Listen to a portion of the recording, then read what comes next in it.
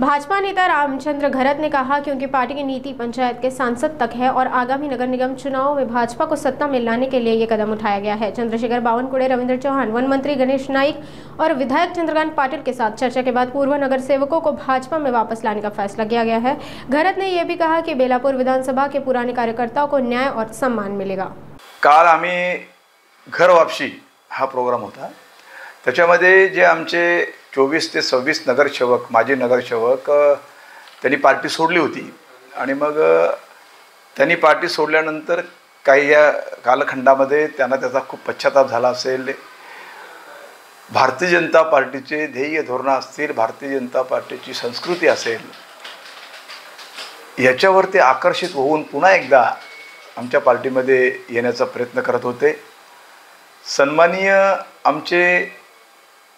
वनमंत्री दादा गणेशजी नाईक साहेब यांच्या मागे त्यांनी तगादा लावला होता की नाईक साहेब, आम्हाला तुमच्याबरोबर काम करायचं आहे आणि म्हणून आम्हाला पुन्हा आमच्या तुझ्या प्रवाहामध्ये घ्यावं अशी त्यांनी वारंवार विनंती केली। आणि मग त्या पद्धतीने दादांच्या सगळ्या विनंतीनुसार आणि दादा आणि हे सगळे एकत्र येऊन आम्ही सगळ्यांनी साहेब, बावनकुळे साहेब असतील, रवींद्र चव्हाण साहेब असतील, मी असेन, आमचे विक्रांतजी पाटील असतील, आम्ही सगळ्यांनी बैठक करून याच्यावर निर्णय घेतला की येणाऱ्या महानगरपालिकेमध्ये, कारण आमचं एक धोरण आहे की पंचायतपासून तर पार्लमेंटपर्यंत भारतीय जनता पार्टी दिसली पाहिजे, अशा पद्धतीचं आमचं धोरण असल्यामुळे आम्हाला येणाऱ्या महानगरपालिकेच्या या निवडणुकीमध्ये अतिशय ताकदीने उतरायचं आहे आणि ताकदीने उतरण्यासाठी ताकद कुठेतरी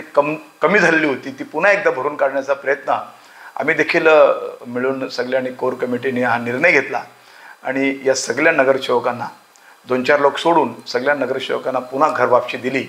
आणि खरंच याचा मला देखील आनंद आहे की पार्टी मजबूत होते, हे माझ्यासाठी खूप मोठं अचीवमेंट आहे। आणि म्हणून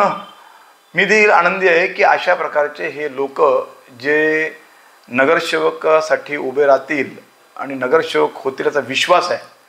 पण तरीसुद्धा याच्यामध्ये काही आमचे जे कार्यकर्ते आहेत, ज्यांनी बेलापूर विधानसभेमध्ये अतिशय चांगल्या प्रकारे काम करून आमचा उमेदवार निवडून आणला, ज्यांचं मोलाचं काम आहे, ज्यांच्याकडे लोकचं आकर्षण आहे, असे आमचे जुने कार्यकर्ते देखील यांचा विसर आम्हाला पडणार नाही। ह्या कार्यकर्त्यांना देखील न्याय देण्याचं काम करू। जिथे जिथे आमचे पॉवरफुल कार्यकर्ते आहेत, तिथे तिथे आमचे सगळे कार्यकर्ते मिळून त्याला निवडून आणण्याचं काम करतील। नवीन आलेले कार्यकर्ते आणि जुने कार्यकर्ते हे एकत्र होऊन जो उमेदवार पार्टी देईल त्या पार्टीचं काम करेल आणि चांगल्या प्रकारे त्या उमेदवाराला निवडून आणतील आणि भारतीय जनता पार्टीचा भगवा झेंडा महानगरपालिकेवर लागल्याशिवाय राहणार नाही, असा विश्वास आम्हाला काल या माध्यमातून मिळाला। सर, हे लोक जेव्हा पक्ष सोडून गेले होते तर काही भाजपच्या कार्यकर्त्यांनी त्या प्रभागात काम करायला सुरुवात केली होती आणि ह्या लोकांना